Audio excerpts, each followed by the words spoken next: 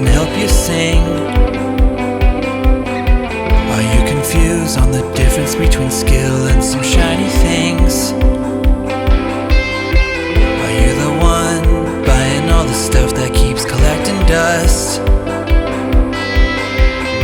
I agree, there's no single possibility.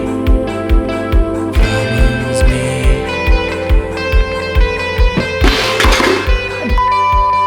How's it going, guys? It's Brendan Patrick, and today we're going to be talking about gear, and more so what gear you need, what gear you don't need, how I overspend on gear all the time, how I buy gear that I don't need, how I bought gear that I do need before, and kind of just going over the gear that you may or may not actually need for what you do, your needs, the kind of music that you make, and yeah.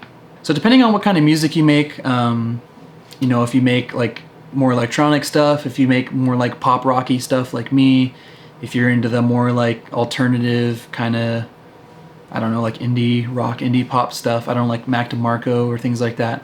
I know that's really big on like TikTok right now, but depending on what you need, most of the time you can get away with just a few instruments. You don't really need all that stuff. If you've kind of been around music for a while like me, you know that a lot of really good songs or really popular songs have been written with just, you know, a guitar or a piano. So a lot of the magic really kind of happens in the production process.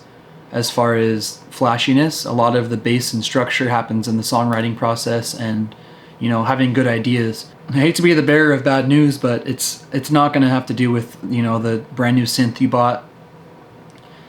Depends on a whole lot of other factors: the mood of a track, the vibe of a track, what the message is, what the lyrics say, who's singing it, if they're singing it in a believable way, the delivery, the performance of the lyric. So yeah, there's a lot more than just, you know, that cool patch that you made in Serum, or the cool, you know, preset from your Juno synth. I don't know.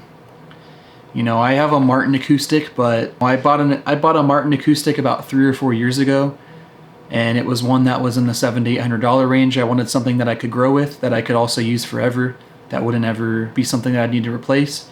So rather than going past the point of a diminishing return and getting something really expensive, I got something that was usable and something that I could not have to worry about getting a tiny bit dinged up or actually getting use out of. If you're somebody starting out, I recommend getting a piano or a guitar and start writing poetry, start working on songwriting, start writing songs.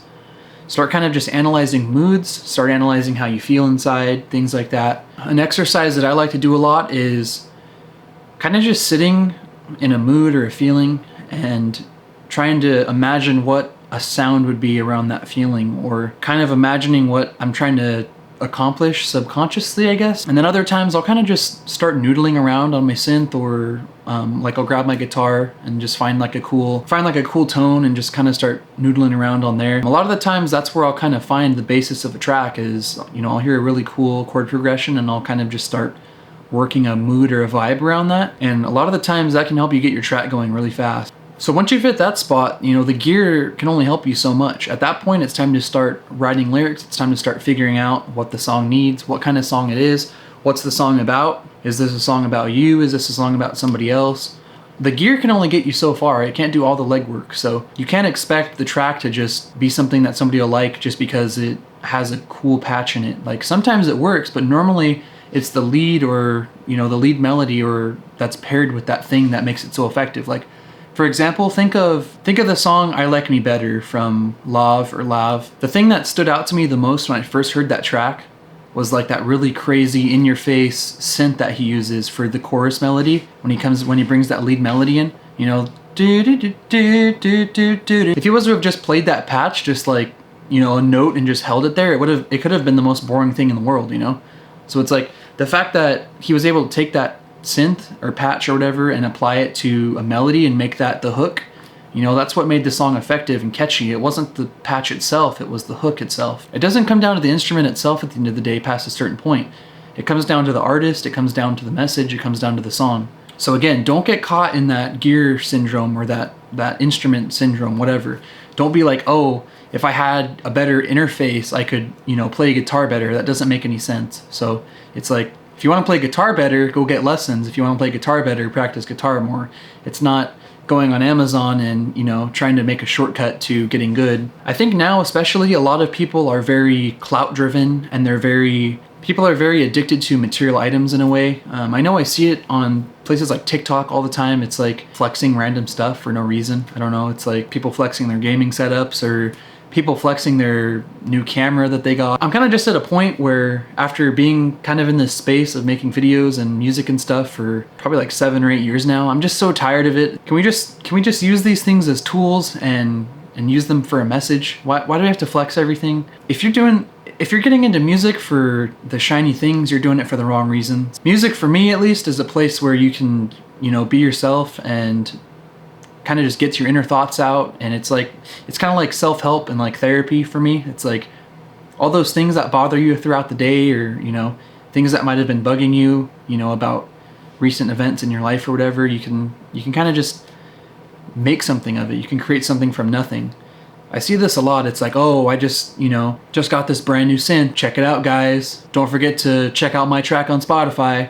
And it's like, dude, nobody's gonna go check your track out. I'm sorry. If you're asking me to go check out your track on the basis of a material item that you've purchased, that immediately tells me that you probably don't know what you're doing.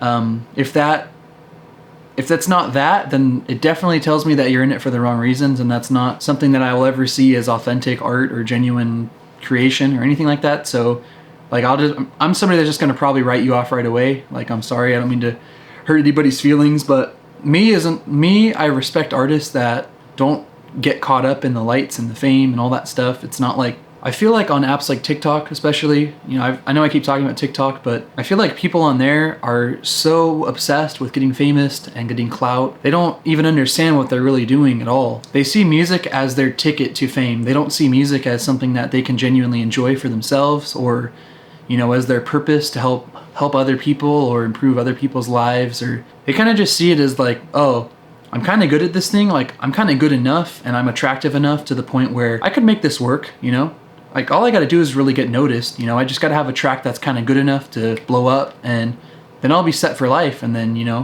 it kind of just feels like they're fueling their ego. It's like, oh yeah, when I finally make it, we're good. And I think people like that, especially who are very ego-fueled and ego-driven, are going to be purchasing gear as a shortcut. What I'm getting to is work within your means, figure out what you need. There's so many other things that you can work on right now, other than just pressing, order on Amazon or going to Guitar Center and buying something, just to kind of make you feel like you're getting this false sense of ego where you're like, oh, this is the thing that makes me better right here. This is going to make me better, It doesn't really work like that. So just be careful, guys. That's all I'm saying. Work on your craft, work on yourself, work on your message, work on who you want to be, work on everything else. Work on everything else you possibly can before you go and buy that thing that you think that you need, because you probably don't. You're going to just start collecting gear. It's going to be ridiculous. You're going to have nowhere to store anything. You're going to have 17 guitars, 7 synthesizers. You're going to have, an entire hard drive full of plugins, and you're only going to use probably 6 or 7 of them, like me. Again, with that said, I also don't know everything. I know a lot, but I don't know everything. And I'm not trying to say I know everything, but I'm just trying to help you, because I have been that person in the past, and I still fall for it all the time. I still do things like that. I still have to consciously check myself and be like, do I actually need this? Is this something that's actually going to help the music? Or am I just thinking that, this is something that's going to be a shortcut for hard work and dedication to, this craft? So again, guys, I'm Brendan Patrick, and I hope you guys enjoyed the video. Moral of the story is, it's not the gear, it's probably you. So don't focus on the gear, focus on yourself.